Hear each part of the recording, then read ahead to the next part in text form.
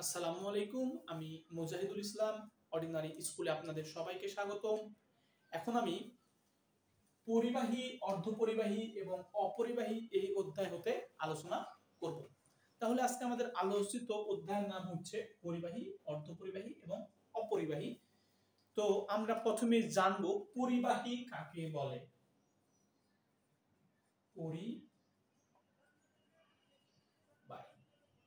পরিবাহী কাকে বলে? যে সকল পদার্থের মধ্য দিয়ে সহজেই বিদ্যুৎ প্রবাহিত হতে পারে তাকে বলা হয় পরিবাহী। অর্থাৎ যে সকল বস্তু বা যে সকল পদার্থের মধ্য দিয়ে বিদ্যুৎ সহজেই চলাচল করতে পারে সেই সকল বস্তু বা পদার্থটাকে বলা হয় পরিবাহী। পরিবাহীর উদাহরণ হচ্ছে সকল ধাতুই পরিবাহী। এছাড়াও মানব দেহ পরিবাহী, পৃথিবী পৃষ্ঠ যেটা মাটিটা পরিবাহী। এগুলো হচ্ছে পরিবাহীর উদাহরণ। এরপরে আমরা জানব অর্ধপরিবাহী সম্পর্কে।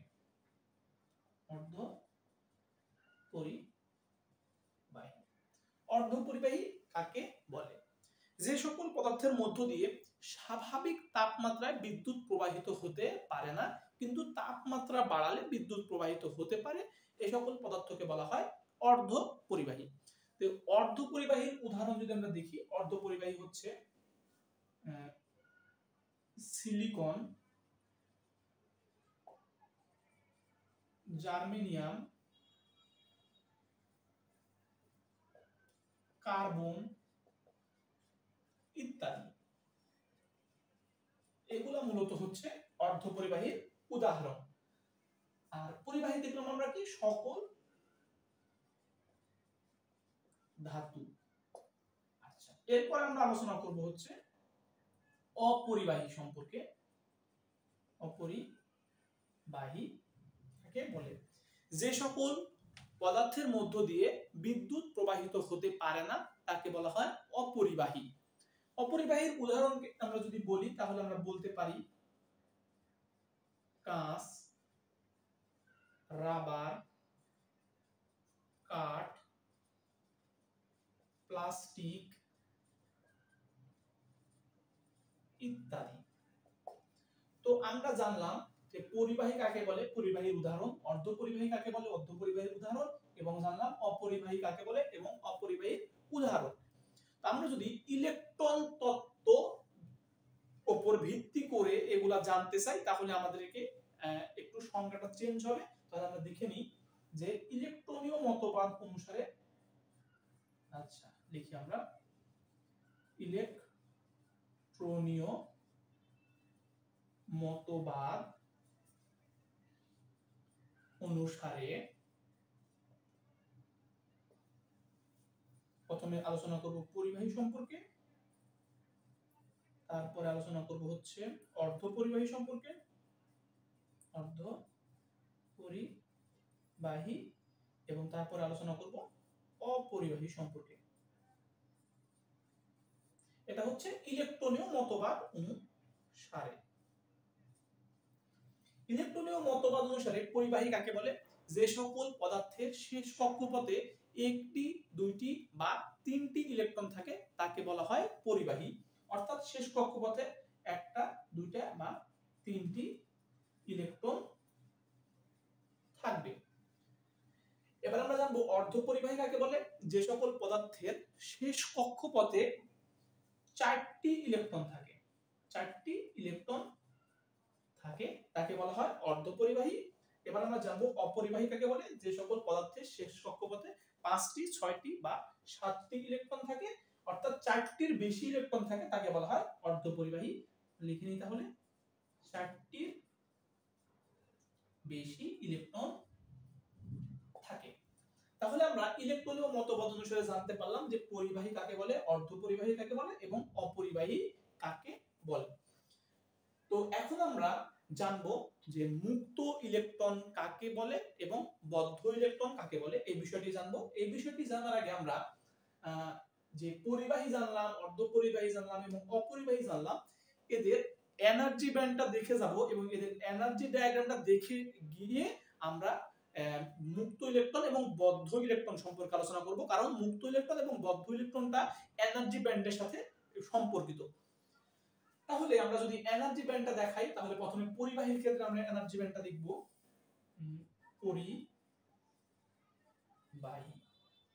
পরিবাহীর ক্ষেত্রে বিষয়টা হচ্ছে এরকম,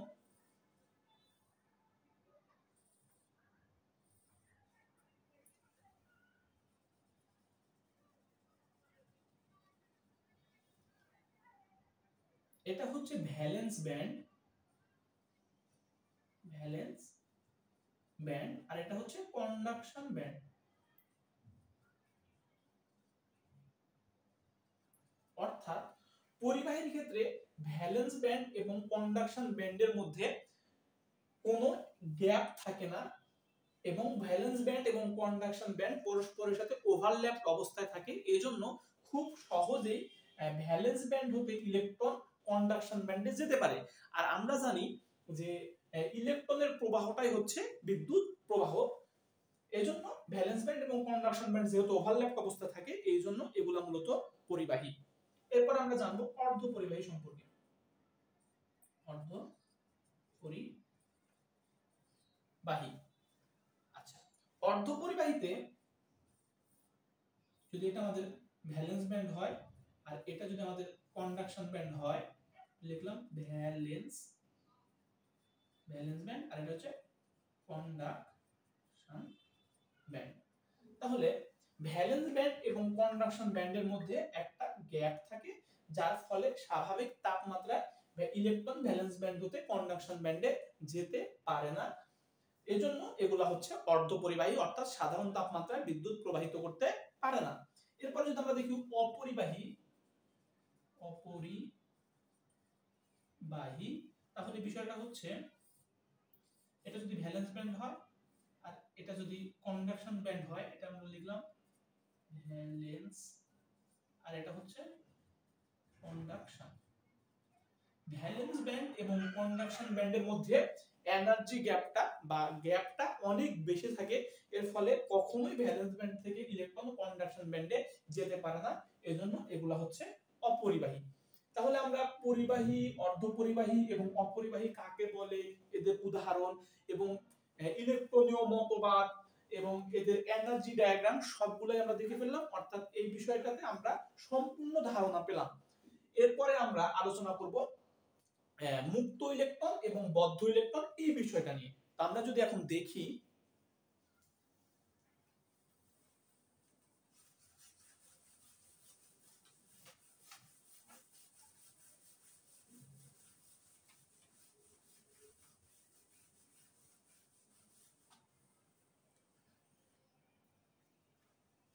তাহলে আলোচনার বিষয় হচ্ছে আমাদের মুক্ত ইলেকট্রন এবং বদ্ধ ইলেকট্রন। মুক্ত ইলেকট্রন আর 2 নাম্বার আলোচনার বিষয় হচ্ছে বদ্ধ ইলেকট্রন। মুক্ত ইলেকট্রন কাকে বলে আর বদ্ধ ইলেকট্রন কাকে বলে? তো আমরা আগে জেনে আসলাম যে পরমাণু সমূহের কক্ষপথে ইলেকট্রন সমূহ ঘুরতে থাকে। তো নির্দিষ্ট কক্ষপথে একটা নির্দিষ্ট সংখ্যক ইলেকট্রন থাকে আর এগুলা নিউক্লিয়াসকে কেন্দ্র করে ঘুরে। তো নিউক্লিয়াস হচ্ছে পজিটিভ চার্জ যুক্ত আর ইলেকট্রন হচ্ছে নেগেটিভ চার্জ যুক্ত। এজন্য পজিটিভ চার্জ নেগেটিভ চার্জটাকে আকর্ষণ করে বা ধরে রাখে, কিন্তু যখন কক্ষপথ আস্তে আস্তে দূরে সরে যায়, অর্থাৎ নিউক্লিয়াস থেকে কক্ষপথের দূরত্ব বাড়তে থাকে, দূরত্ব বাড়লে তো আমরা জানি স্বাভাবিকভাবে আকর্ষণ কমবে। তো শেষ কক্ষপথের ইলেকট্রনের সাথে নিউক্লিয়াসের আকর্ষণ বলটা খুবই কম হয় বা খুবই নগণ্য হয়। যখন আবার শেষ কক্ষপথে ইলেকট্রনের সংখ্যা কমে যায়, যে একটা, দুটা বা তিনটে, তখন নিউক্লিয়াসের সাথে ওই ইলেকট্রনের আকর্ষণটা খুবই কমে যায় বা নিউক্লিয়াসটা ওই ইলেকট্রনটাকে খুব একটা বেশি গুরুত্ব দেয় না, অর্থাৎ ওই ইলেকট্রনটা নিজে নিজে মুক্তভাবে চলাফেরা করে। এই যে শেষ কক্ষপথের কিছু মুক্ত ইলেকট্রন যে নিজে নিজে চলাফেরা করতে পারে, এই ইলেকট্রনটাকে বলা হয় মুক্ত ইলেকট্রন। এরপর আমরা জানবো বদ্ধ ইলেকট্রন কাকে বলে। যে সকল ইলেকট্রনের সাথে নিউক্লিয়াসের আকর্ষণ বল খুব দৃঢ় অবস্থায় থাকে তাকে বলা হয় বদ্ধ ইলেকট্রন। এবং বদ্ধ ইলেকট্রনের ফলে একটা পদার্থের মধ্য দিয়ে বিদ্যুৎ প্রবাহিত হতে পারে না, আর এই মুক্ত ইলেকট্রনের কারণে বিদ্যুৎ মূলত প্রবাহিত হয়। তো এর আগে আমরা আরো কিছু কথা বললাম যে অর্ধপরিবাহী, পরিবাহী, অপরিবাহী এবং অর্ধপরিবাহী। তো অর্ধপরিবাহীটাই অর্থ হচ্ছে সেমিকন্ডাক্টর। এই অর্ধপরিবাহী আবার দুই প্রকার, এই বিষয়টা আমরা একটু জেনে নিই যে অর্ধপরিবাহী।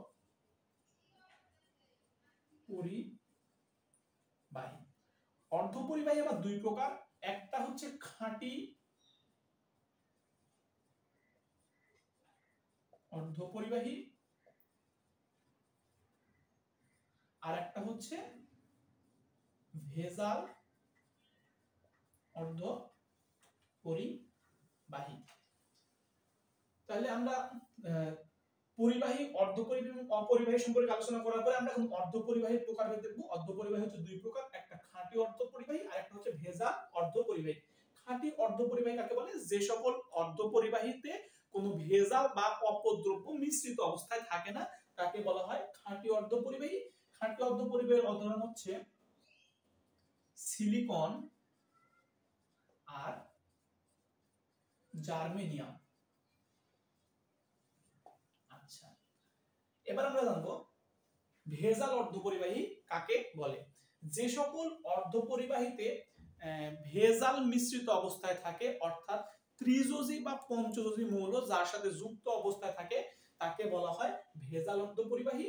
যেমন গ্যালিয়াম, অ্যান্টিমনি ইত্যাদি, এগুলো হচ্ছে ভেজাল অর্ধপরিবাহী।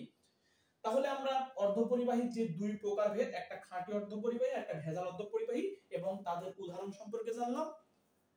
পরিবাহী, অর্ধপরিবাহী এবং অপরিবাহী এই অধ্যায় হতে কারেন্ট প্রবাহের অভিমুখ এই বিষয়টি নিয়ে আলোচনা করব। অর্থাৎ কারেন্ট বা বিদ্যুৎ কোন দিক হতে কোন দিকে প্রবাহিত হয় এই বিষয়টি নিয়ে আমরা আলোচনা করব। তো কারেন্ট প্রবাহের অভিমুখ মূলত দুইটি পদ্ধতি আছে কারেন্ট প্রবাহের অভিমুখ। এক নম্বর হচ্ছে প্রচলিত বা প্রথাগত, আর দুই নাম্বার হচ্ছে ইলেকট্রনীয় মত। অর্থাৎ একটা হচ্ছে প্রচলিত বা প্রথাগত মত আর একটা হচ্ছে ইলেকট্রনীয় মত।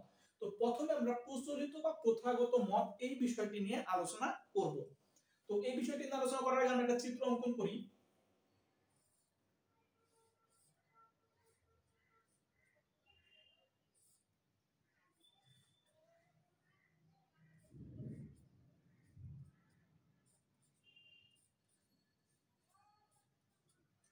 এটি মূলত হচ্ছে প্রচলিত বা প্রথাগত মত।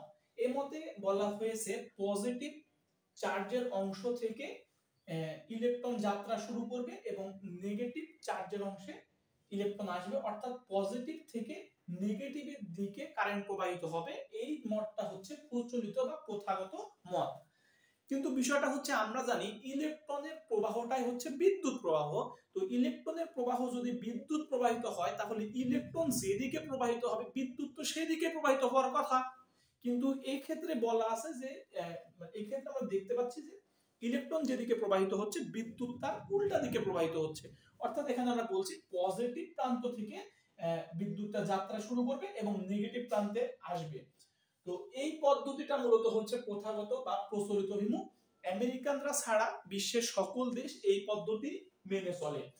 তো এই পদ্ধতিটা ভুল পদ্ধতি প্রমাণিত হয়েছে কখন? যখন ইলেকট্রন তত্ত্ব আবিষ্কার হয়েছে। অর্থাৎ ইলেকট্রন তত্ত্ব আবিষ্কার হওয়ার পরে এই পদ্ধতিতে মূলত ত্রুটি বা ভুল দেখা গেছে, এবং ইলেকট্রন তত্ত্ব আবিষ্কারের পূর্বে এই পদ্ধতিটাই আমাদের কাছে গ্যারান্টেড ছিল।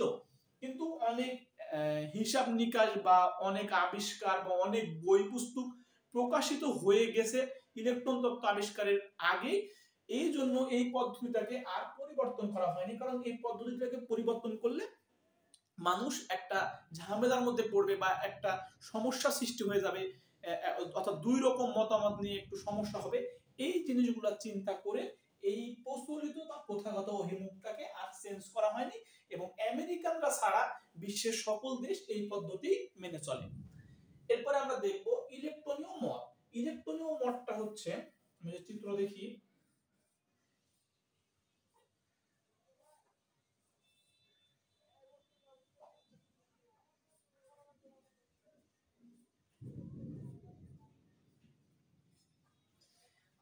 আমরা জানি যে ইলেকট্রনের প্রবাহটাই হচ্ছে বিদ্যুৎ প্রবাহ। এজন্য ইলেকট্রনীয় মতে বলা আছে যে কারেন্টটা নেগেটিভ প্রান্ত থেকে যাত্রা শুরু করবে এবং পজিটিভ প্রান্তে এসে শেষ হবে, এবং এটাই মূলত ইলেকট্রনীয় মত এবং এটাই হচ্ছে যুক্তিসঙ্গত মত। এবং এই মতটি শুধু আমেরিকানরাই ব্যবহার করে, আমেরিকান ছাড়া বিশ্বের কোনো দেশ এই পদ্ধতিতে বা এই পদ্ধতিটা অবলম্বন করে না। তাহলে আমরা আজকে জানতে পারলাম কারেন্ট প্রবাহের অভিমুখ দুইটা, একটা প্রচলিত বা প্রথাগত মত, আরেকটা হচ্ছে ইলেকট্রনীয় মত। এখন আমি পরিবাহী, অর্ধপরিবাহী এবং অপরিবাহী এই অধ্যায় হতে পরিবাহীর রোধ যে সকল বিষয়ের উপর নির্ভরশীল এই বিষয়টি নিয়ে আলোচনা করব। অর্থাৎ আমাদের আলোচনার বিষয় পরিবাহীর রোধ কি কি বিষয়ের উপর নির্ভরশীল। তো পরিবাহীর রোধ মানে কি? একটা পরিবাহীর মধ্য দিয়ে বিদ্যুৎ প্রবাহিত হওয়ার সময় যে ধর্মের জন্য বিদ্যুৎ প্রবাহটা বাধাগ্রস্ত হয় সেইটাকে বলা হয় রেজিস্ট্যান্স বা রোধ। তো এই রেজিস্ট্যান্স বা রোধ কি কি বিষয়ের উপর নির্ভর করে বা কি কি বিষয়ের উপর ডিপেন্ড করে এই বিষয়টি নিয়ে এখন আমরা আলোচনা করব। তো পরিবাহীর রোধ প্রথমে নির্ভর করে, এক নম্বর হচ্ছে পরিবাহীর দৈর্ঘ্যের উপর। পরিবাহীর দৈর্ঘ্যের উপর, অর্থাৎ পরিবাহীর রোধটা দৈর্ঘ্যের উপর নির্ভরশীল। কিভাবে নির্ভরশীল? যদি দৈর্ঘ্য বেড়ে যায় পরিবাহীর রোধ বেড়ে যাবে, যদি দৈর্ঘ্য কমে যায় পরিবাহীর রোধ কমে যাবে। অর্থাৎ আমরা বলতে পারি পরিবাহীর রোধ উহার দৈর্ঘ্যের সমানুপাতিক। দুই নম্বর হচ্ছে ক্ষেত্রফলের উপর। পরিবাহীর রোধ উহার প্রস্থচ্ছেদের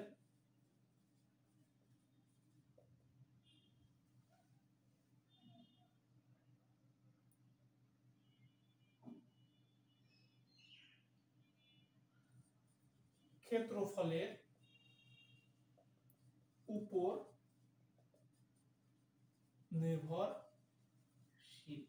অর্থাৎ আমরা বলতে পারি যে পরিবাহীর রোধটা ওই পরিবাহীর প্রস্থচ্ছেদের ক্ষেত্রফলের উপর নির্ভরশীল। অর্থাৎ পরিবাহীর প্রস্থচ্ছেদ যদি বেশি হয় রোধ কমে যাবে, আর পরিবাহীর প্রস্থচ্ছেদ যদি কম হয় রোধ বেড়ে যাবে। অর্থাৎ আমরা বলতে পারি যে পরিবাহীর রোধ উহার প্রস্থচ্ছেদের ক্ষেত্রফলের ব্যস্তানুপাতিক বা উল্টানুপাতিক। তিন নম্বর হচ্ছে তাপমাত্রার উপর। আচ্ছা, পরিবাহীর রোধটা তাপমাত্রার উপর নির্ভরশীল। যদি তাপমাত্রা বেশি হয় রোধ বেড়ে যাবে এবং কারেন্ট প্রবাহ কমে যাবে, এবার যদি তাপমাত্রা কমে যায় রোধ কমে যাবে এবং কারেন্ট প্রবাহ বেড়ে যাবে। তিন নম্বর হচ্ছে এর উপাদানের উপর। চার নম্বর হচ্ছে এর উপাদানের উপর, অর্থাৎ পরিবাহী পদার্থটা কোন উপাদান দ্বারা গঠিত এই উপাদানের উপর নির্ভর করে পরিবাহীর রোধ কম বেশি হতে পারে। তাহলে আমরা জানলাম যে পরিবাহীর রোধ কি কি বিষয়ের উপর নির্ভরশীল। আমরা জানলাম পরিবাহীর রোধ হচ্ছে পরিবাহীর দৈর্ঘ্যের উপর নির্ভরশীল, এর প্রস্থচ্ছেদের ক্ষেত্রফলের উপর নির্ভরশীল, তাপমাত্রার উপর নির্ভরশীল এবং এর উপাদানের উপর নির্ভরশীল। তো এই সবগুলা বিষয়কে আমরা এক জায়গায় করে এখন আমরা পরিবাহীর রোধ যে আর সমান রো এল ভাগ এ এই প্রমাণটি দেখব।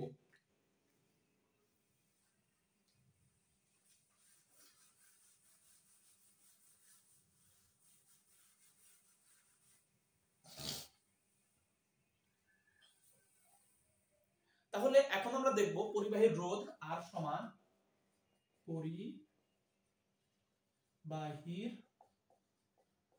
রোধ আর সমান রো এল ভাগ এ এই প্রমাণটি আমরা দেখব। তাহলে আমরা প্রমাণটা এখান থেকে স্টার্ট করি। এক নম্বর আমরা জানি, আপনারা একটু কথা লিখে নিই আমরা, যে একটি পরিবাহীর রোধ আর পরিবাহীর দৈর্ঘ্য এল, প্রস্থচ্ছেদের ক্ষেত্রফল এ হলে 1 নম্বর পরিবাহীর রোধ উহার দৈর্ঘ্যের সমানুপাতিক। অর্থাৎ পরিবাহী রোধ উহার দৈর্ঘ্যের সমানুপাতিক যদি তাপমাত্রা এবং ক্ষেত্রফল স্থির থাকে।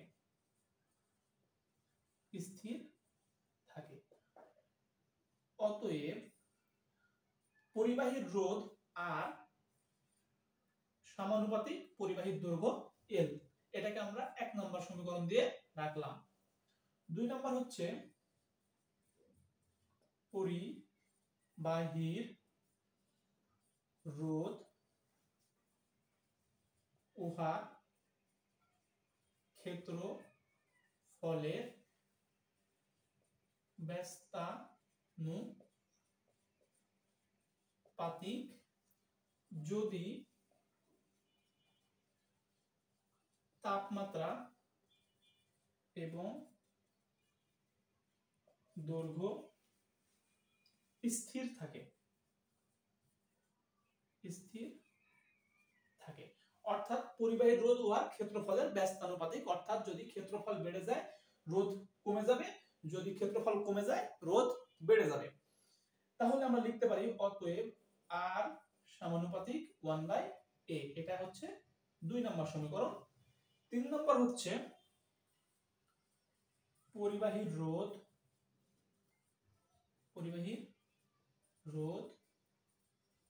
উহার আপেক্ষিক রোধ রো এর উপর নির্ভরশীল যদি তাপমাত্রা, ক্ষেত্রফল এবং দৈর্ঘ্য স্থির থাকে। তাহলে আমরা 3 নম্বরটা পেলাম। এবার আমরা 3 নম্বরটাকে উপেক্ষা করব, অর্থাৎ 3 নম্বর সমীকরণটাকে বাদ দিয়ে 1 এবং 2 হতে পাই। আচ্ছা, এখন 3 নংকে উপেক্ষা করে 1 ও 2 হতে পাই। আমরা কি পাই দেখি? 1 ও 2 হতে পাই। 1 ও 2 হতে পাই আর সমানুপাতিক L ডিভাইডেড বাই A। এখন সমানুপাতিক চিহ্ন উঠে যায়, R সমান রো L ভাগ A। এখানে রো সমানুপাতিক ধ্রুবক,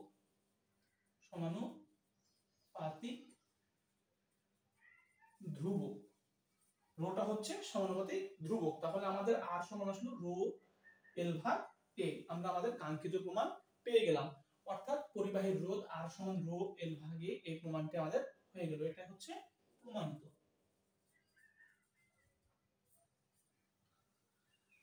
এখন আমি পরিবাহী, অর্ধপরিবাহী এবং অপরিবাহী অধ্যায় হতে কিছু ম্যাথ আলোচনা করব। আমরা যদি একটা ম্যাথ দেখি, ম্যাথটি হচ্ছে 0.067 ওহম রেজিস্ট্যান্স বিশিষ্ট 50 মিটার দীর্ঘ একটি অ্যালুমিনিয়াম কেবলের প্রস্থচ্ছেদের ক্ষেত্রফল কত হবে যদি অ্যালুমিনিয়ামের আপেক্ষিক রেজিস্ট্যান্স 2.84 × 10⁻⁸ ওহম মিটার হয়। তাহলে এই ম্যাথটা আমাদের করতে হবে। আমরা এই ম্যাথটা সলিউশন করব। তার আগে আমরা দেখি কি কি দেওয়া আছে আমাদের। দেওয়া আছে মান আমাদের বের করে নিই। দেওয়া আছে যে এত ওহম রেজিস্ট্যান্স, মানে রেজিস্ট্যান্স R এর মান দেওয়া আছে 0.067 এত ওহম।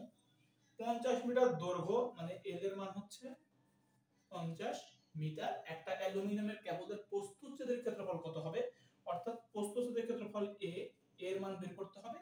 যদি অ্যালুমিনিয়ামের আপেক্ষিক রেজিস্ট্যান্স মানে রো এর মান দেওয়া আছে 2.84 × 10 টু দি পাওয়ার -8 এত ওহম মিটার হয়। তাহলে আমরা জানি কি, আমরা জানি R সমান রো এল ভাগ এ। তো আমাকে কি বের করতে বলেছে? আমাকে বের করতে বলেছে মূলত এ এর মান। এখন তাইলে আমরা যদি এটা বের করতে চাই, তাহলে এ সমান রো এল ডিভাইডেড বাই আর। তাহলে এখন এ সমান রো এর মান হচ্ছে 2.84 ইনটু 10 টু দি পাওয়ার -8, এল এর মান দেওয়া আছে 50 মিটার, আর রেজিস্ট্যান্স আর এর মান তো আমাদের দেওয়া আছে 0.067।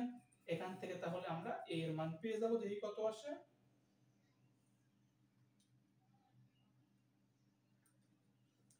2.119 ইনটু 10 টু দি পাওয়ার কত -5 এত মিটার স্কয়ার বা বর্গ মিটার। এটাই হচ্ছে আমাদের প্রস্থচ্ছেদের ক্ষেত্রফল বা আমাদের কাঙ্ক্ষিত অ্যানসার। তাহলে আমরা আমাদের ম্যাথটা শেষ করে ফেললাম।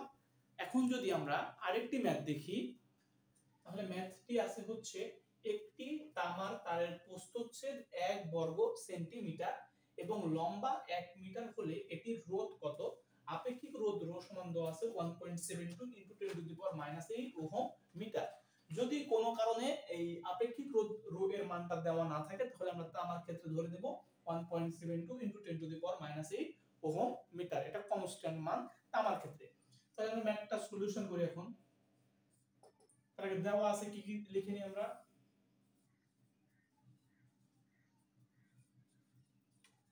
দেওয়া আছে যে প্রস্থচ্ছেদ 1 বর্গ সেন্টিমিটার, তার মানে এ এর মান দেওয়া আছে 1 বর্গ centimetre.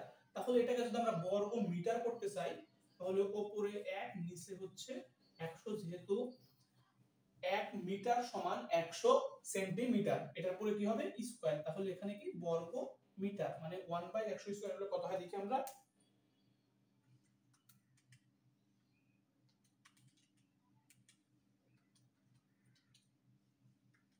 1 × 10 to the power -4, 1 × 10 to the পাওয়ার -4 এত বর্গ মিটার। আমরা তাহলে ক্ষেত্রফল পেয়ে গেলাম।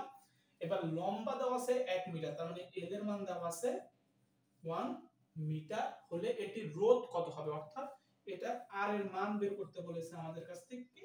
এবং আপেক্ষিক রোধ রো সমান দেওয়া আছে হচ্ছে 1.72 × 10 টু দি পাওয়ার -8 এত ওহম মিটার।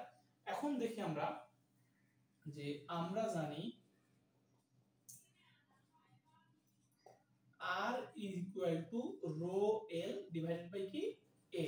তাহলে R সমান রো এর মান হচ্ছে 1.72 × 10 টু দি পাওয়ার -8, এল এর মান দেওয়া আছে 1 মিটার, আর a এর মান হচ্ছে 1 × 10 টু দি পাওয়ার -4। এটা যদি আমরা এখন ক্যালকুলেশন করি,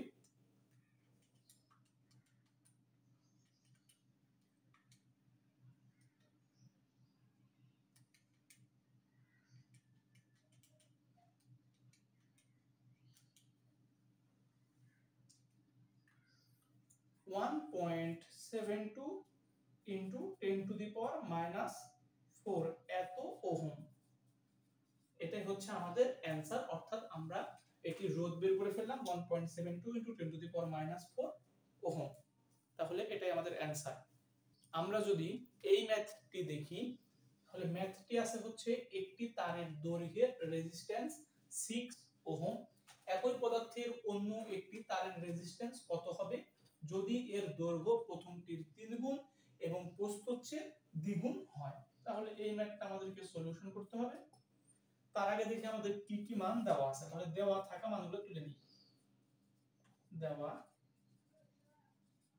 আছে যে একটা তারের দৈর্ঘ্যের রেজিস্ট্যান্স 6 ওহম। ধরে নিলাম একটা তারের রেজিস্ট্যান্স হচ্ছে R1 সমান 6 ওহম। একই পদার্থের অন্য একটি তারের রেজিস্ট্যান্স কত হবে, অর্থাৎ আমার কাছ থেকে R2 এর মান বের করতে বলেছে যদি এর দৈর্ঘ্য প্রথমটির 3 গুণ হয়। তাহলে প্রথমটির দৈর্ঘ্য L1 সমান আমরা ধরলাম L, তাহলে দ্বিতীয়টির দৈর্ঘ্য L2 সমান হচ্ছে 3 গুণ, তাহলে 3L, প্রস্থচ্ছেদ দ্বিগুণ হয় তাহলে প্রথমটির প্রস্থচ্ছেদ a1 সমান a, দ্বিতীয়টির প্রস্থচ্ছেদ a2 সমান হচ্ছে 2a। তাহলে আমরা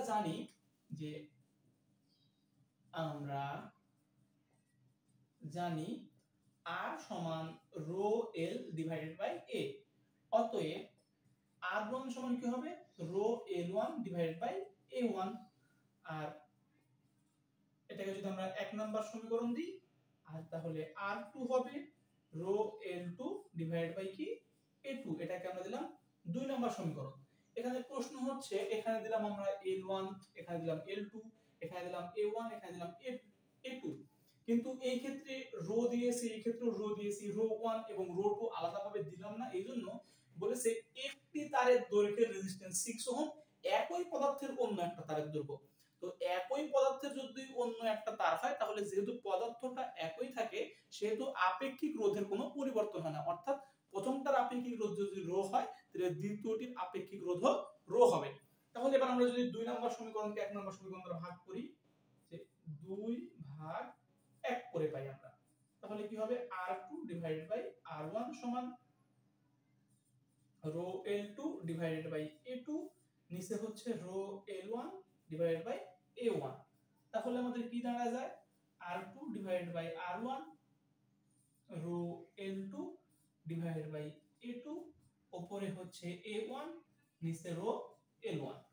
তো এখন আমাদের r2 এর মান বের করতে হবে। r1 এর মান দেওয়া আছে আমাদের 6 ওহম, এখানে আছে রো l2 সমান আমাদের আছে হচ্ছে 3a, ইনটু a1 এর মান দেওয়া আছে কত আমাদের a, আর এখানে a2 এর মান আছে আমাদের 2a, রো l1 সমান আছে আমাদের এখানে l।